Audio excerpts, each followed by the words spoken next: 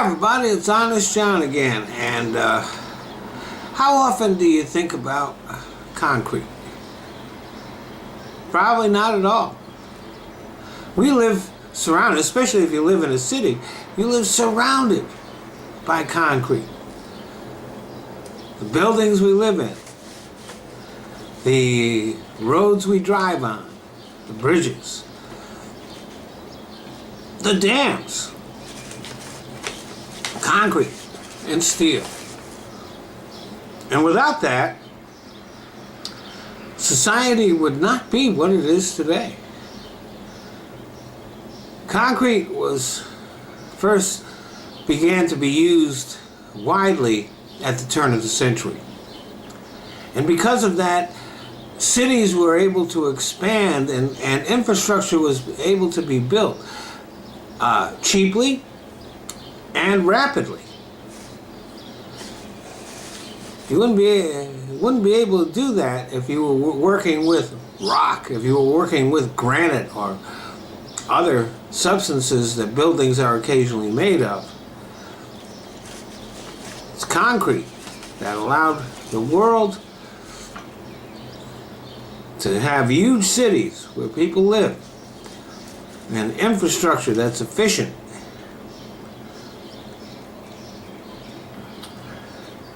But like I said, concrete started being used at the turn of the century, in the end of the 1900s.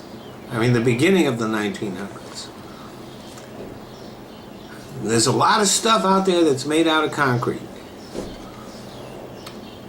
And it needs to be replaced.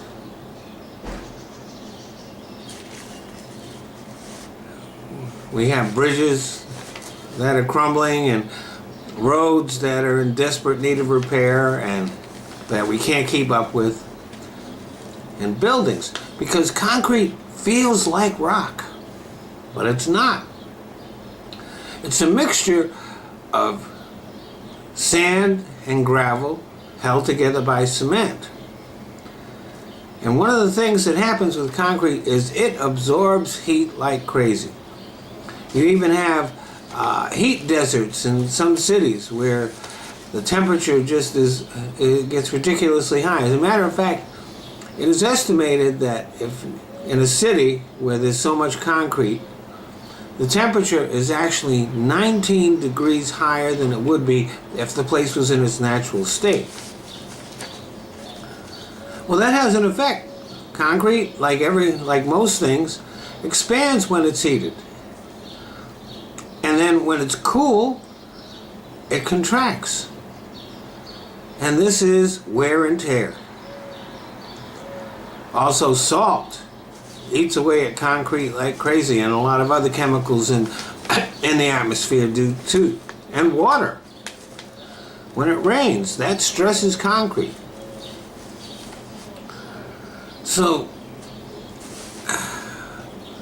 we don't have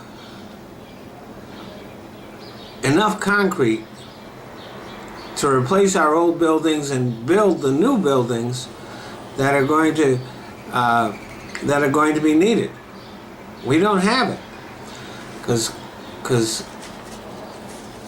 we're running out of sand. Now, I know you're saying, well, there's a lot of sand. Yeah, there's tons of sand, plenty of sand in the desert. Unfortunately, desert sand can't be used in concrete because desert sand is eroded by wind, and so it is round, and it doesn't bind with the concrete well enough to build strong buildings and stuff on with. The sand that can be used in concrete is basically beach sand. And concrete mining and sand mining is a huge business. It's a huge business, and it has its impact because it's done along the ocean, and it's done in rivers, and this can affect the ecology, and so we have a lot of fish and waterfowl that actually, they're not slaughtered directly by it, but there's a lot of animals dying because of sand mining. Not only that, sometimes they'll be mining the sand near a bridge, and it can weaken that structure. And sometimes riverbanks collapse because of sand mining. And like I said, we're running out of sand. It's a finite resource.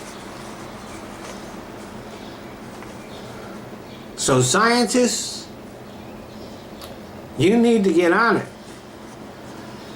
You need to develop materials that we can build stuff with that will be as strong as concrete, that will be as easy to work with as concrete,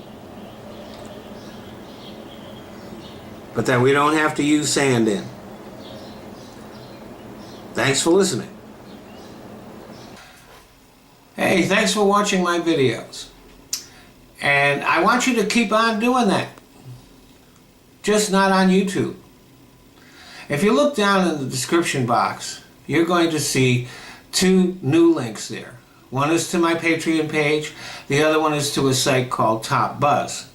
Now on Top Buzz, they're letting me monetize my video, and they're not even ads on them. So I'd like you to get in the habit of watching my videos there.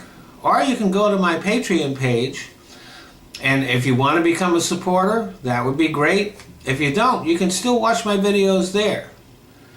But for me, YouTube is no longer worth bothering with. It's just a launching pad that I use to put my videos other places on the net. So I do want you to keep on watching my videos, but not on YouTube.